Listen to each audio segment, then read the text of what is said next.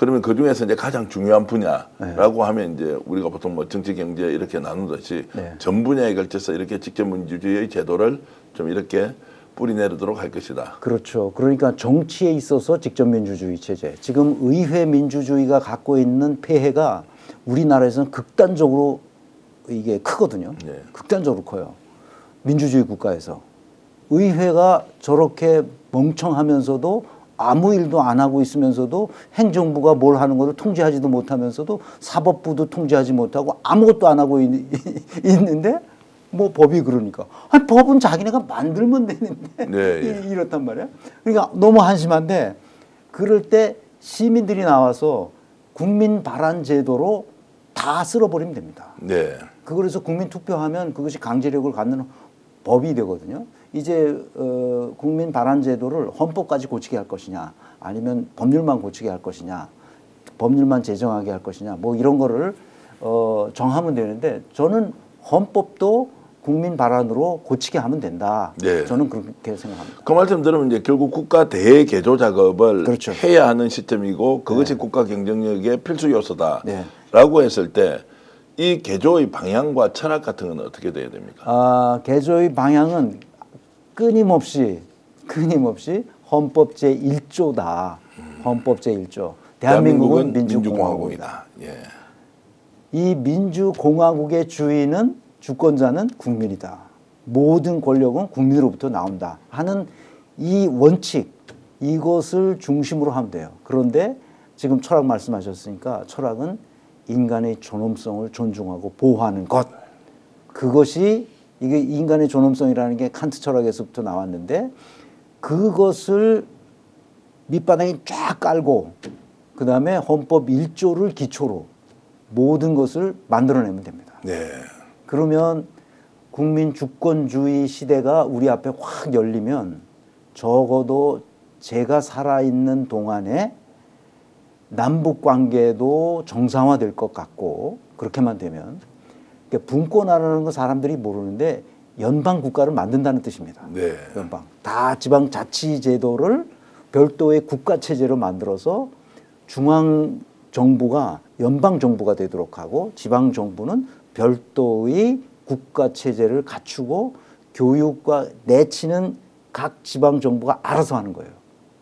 여기는 주로 국방이라든지 외교라든지 전체적으로 각 국가들이 지방 국가들이 알아서 할 수 있는 거 빼고는 나머지를 다 연방 정부가 중앙 정부가 할 수 있도록 만드는 거죠.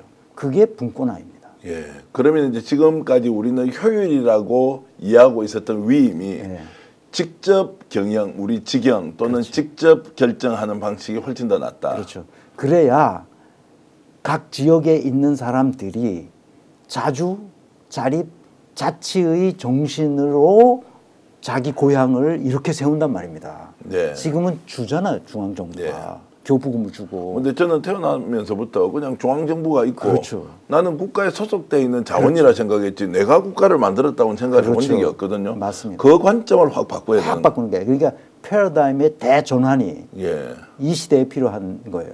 21세기는 지금 4반세기가 지났잖아요. 그러는 동안에 우리는 그 할 기회를 잊어버리고 있는 거예요.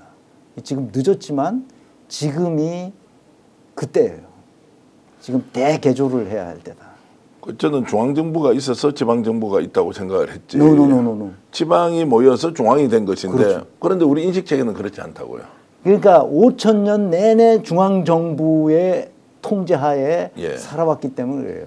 원님들을 다 파견하고. 맞습니다. 그게 당연하다고 당연하다고 생각했죠. 그렇지 않습니다. 완전히 거꾸로 뒤집어서 올라가야 된다. 바텀업이죠. 와. 그래서 각 지역은 독일이나 스위스도 마찬가지고 이 연방 국가의 핵심은 뭐냐면 이겁니다. 각 지역이 골고루 잘 살 수 있도록 해주는 거예요. 그게 그래서 그 독일어로 피난츠 아우스글라히라고 그러는데 재정 평준화 작업을 합니다. 네. 그러니까 세금 걷는 것도 다르게 다 하고 그다음에 잘 사는 주는 아까 말씀드렸듯이 바이에른 주가 독일에서 가장 잘 살아요. 그걸 연방 정부의 기탁금으로 내야 됩니다. 그래 내면 그거를 못 사는 주가 베를린이 제일 못 살아요. 네. 그럼 거기다가 가서 돌려줍니다. 그래서 똑같이 전 국토가 동일한 수준의 인간다운 생활을 할 권리를 향유할 수 있도록 만들어줬습니다. 자, 여러분은 지금 인사조직 분야의 전문가이면서 평가와 분석의 대가이신 최동석 박사를 통해서 이재명이 꿈꾸는 이재명 후보가 대통령이 됐을 때 대한민국을 어떻게 바꿔가야 할 것인지 심층 토론을 하고 있는데요. 계속해서 질문 좀 이어가 보겠습니다. 자, 그러면 이재명 후보가 이것을 주도한다고 할 때 대통령이 되어서 직접민주주의 그리고 국민주권, 민주공화국 저항은 없겠습니까? 저항이 엄청 많겠죠. 예. 이 엄청 많은 저항을 어떻게 뚫고 그것을 넘어서서 연방 국가를 만들어서 장기적인 통일까지 생각할 수 있을 것인가 네. 하는 것은 이재명이 얼마나 유능한가를 드러내는 시금석이 되겠죠. 예. 그래서 할 수 있을 거라고 봐요. 왜냐하면 이재명은 설득력이 대단한 사람이에요. 예. 그 대화하고 토론하고 그리고 합의해가는 시간이 걸리겠지만 이 과정을 하면 됩니다. 자, 그러면 이재명이 할 수 있다라고 우리가 이제 기대를 하면서 설득해내야 될 거 아닙니까? 그렇죠. 왜 우리는 그러면 대한민국을 지금 이 시점에 바꿔야 하느냐? 이것이 이제 국민적 합의가 이루어져야 되는 그렇죠. 거예요. 이재명의 논리는 뭡니까? 이재명은 이게 민주주의니까. 이게 민주주의니까. 민주주의의 핵심은 국민이 주권자니까 국민이 편안하고 그 아름다운 삶을 살아갈 수 있도록 만들어야 되잖아요. 예. 그것밖에 다른 길이 없잖아요. 예. 소수가 지배하면 반드시 그 조직은 양극화됩니다. 그리고 이중화되죠. 디쇼토미라고 그러는데 그러니까 이 엘리트층과 그 지배층과 피지배층으로 쫙 나눠줘요. 네. 지금까지 그래왔잖아요. 우리도. 그리고 미국도 마찬가지고. 그래서 문제인 거예요. 그래서 이거를 다 같이 인간다운 생활을 할 권리를 만들어서 누구나 이렇게 하고 유능한 사람은 더 많은 돈을 벌고 더 많은 이 사회적 성취를 이렇게 해서 하라는 거예요. 누가 못하게 하는 사람 하나도 없어요. 위로는 얼마든지 열려 있어요. 네. 밑으로 최소한의 인간다운 생활을 할 권리를 누구라도 누릴 수 있도록 예. 우리 헌법 34조에 있는 바로 그 권리. 모든 국민은 인간다운 생활을 할 권리를 가진다라는 이 문장을 헌법적 명령이잖아요. 예. 이거 위헌 상태에 있다고 우리나라가 지금. 지금 안 바꾸면 대한민국 망합니까? 나는 그럴 거라고 봅니다. 예. 왜냐하면 기회가 지금밖에 없어요. 네. 그래서 나는 이재명이 5년만 단임을 한다는 것에 대해서 너무 안타까워요. 뭐 그것은 제도로서 이제 바꿀 수 되겠죠. 없는 되겠지도 있고 이제 지금 현재는 바꿀 수 없다는 관점도 저는 이제 기자로서 그렇게 질문을 하는 것이고 지금 그만큼 우리 사회가 구조적 병폐가 누적돼 있어서 이 상황을 그대로 뒀다가는 그렇죠. 청년이고 미래고 대한민국이 아예 없다. 없다는 거죠. 없어요. 윤석열을 대통령으로 뽑는 이런 정신세계 가지고는 네. 미래가 없어요. 미래가 없다. 네. 결국 기득권 카르텔 구조 안에 국민들이 다 놀아나고 있었다 이렇게 이제 볼 수 있는 거죠. 그 이중화된 것을 예. 파괴해야 되거든요. 예. 각자 자기 그러니까 불로소득 없이 자기 능력으로 잘 살아가는 건 좋은데 적어도 누구라도 평균적인 삶을 살아갈 수 있도록 해야 된다. 현재 이재명 후보의 머릿속에 있는 대한민국은 이상적으로 어떻게 본인은 그리고 있는 겁니까? 그러니까 이재명은 내가 천재성을 가진 사람이라고 말하는데 이 사람은 우리나라에 대한 그 거대한 비전 이런 걸 가지고 있는 것 같진 않아요. 네. 그런데 자기가 하고 싶은 게 있어요. 그것은 기본 사회를 만들자. 예. 이런 생각을 하고 있는 거죠.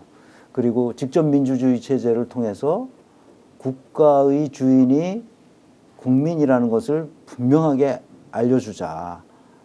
그렇게까지만 돼도 우리나라는 우리 민족의 그 DNA와 정신 체계가 그 유럽인들보다는 훨씬 더 부지런하고 또 요령이 있어요.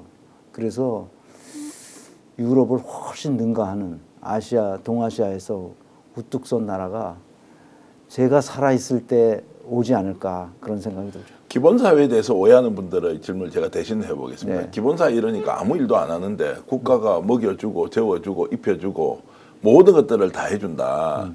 야, 이러면 국민들이 일 안 하지 왜 이래 그냥 가만히 있어 국가가 다 해주는데 네. 이러면서 우리 남이 모델로 가는 거 아니냐라고 질문하는 사람들이 많습니다. 이것은 기본사회에 대한 이해를 잘못하고 있어서 그렇습니다. 패러다임의 대전환이 예. 옳지 않은 것이 가장 큰 문제죠. 이런 거를 다 학교가 교육시켜줘야 되는데 예. 왜냐하면 인간은 태어나면서부터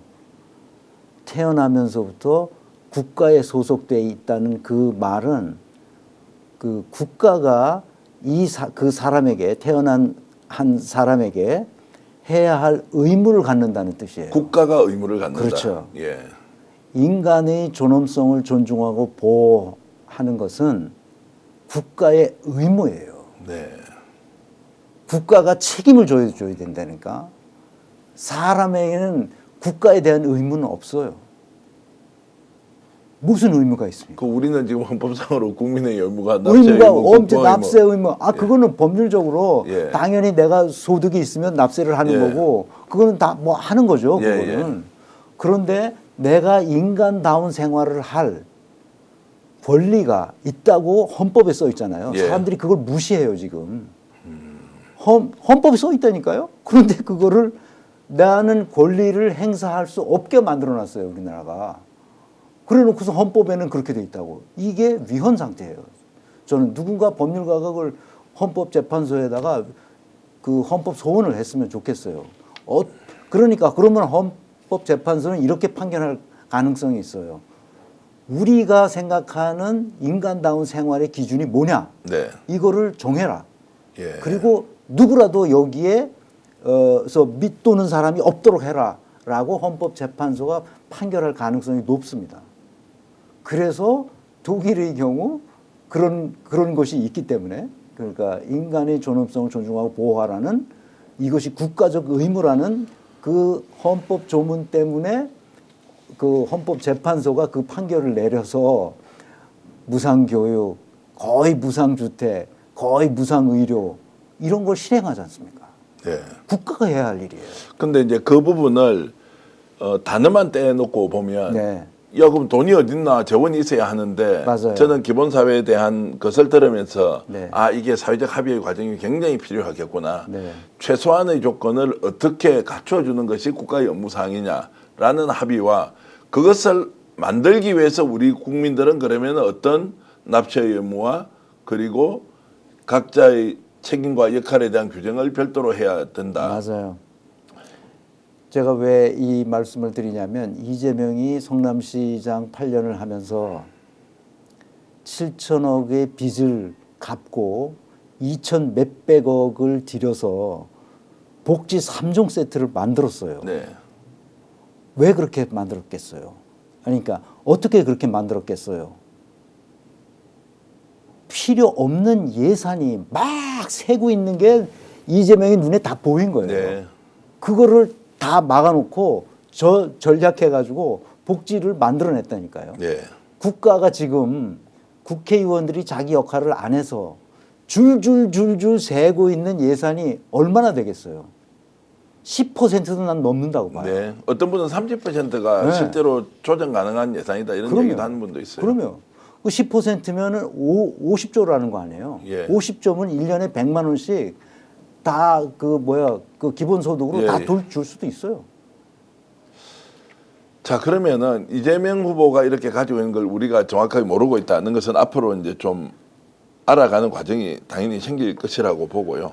국민들은 또는 이재명 후보를 지지하는 사람들은 이런 이제 국가 대개조 작업에 어떤 마음으로 참여를 해야 됩니까? 이걸 이렇게 하기 위해서 이게 거대한 프로젝트죠.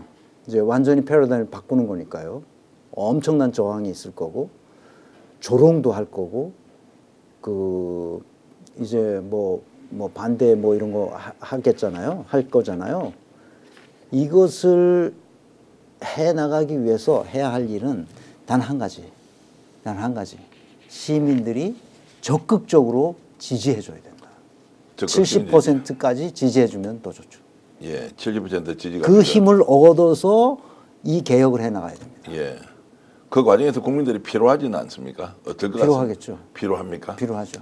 그것도 참아내야 되네요. 그렇죠. 그게 뭐 민주화를 위한 엄청난 희생을 했던 유럽보다는 훨씬 좋은 우리가 앞서간 걸 보니까 예. 좋은 환경에서 우리가 민주화를 이루어간다 이렇게 볼 수 있죠.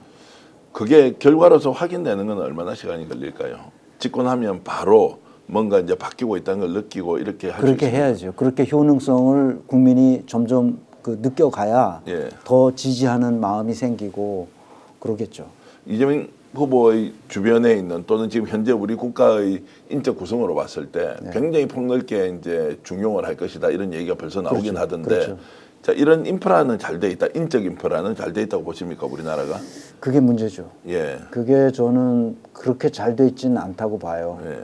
왜냐면 또 주변에 권력 주변에 십상시들이 몰려들 수도 있고 누가 유능한지 무능한지를 판별하지 혼자 다 할 수는 없으니까 네. 주변의 사람들이 좀 유능한 사람들이 많이 포진해서 할 수 있어야 되는데 그게 이제 관건이죠.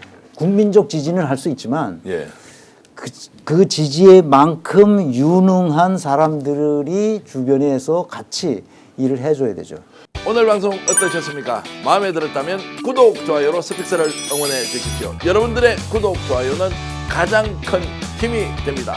스픽스 구독, 좋아요.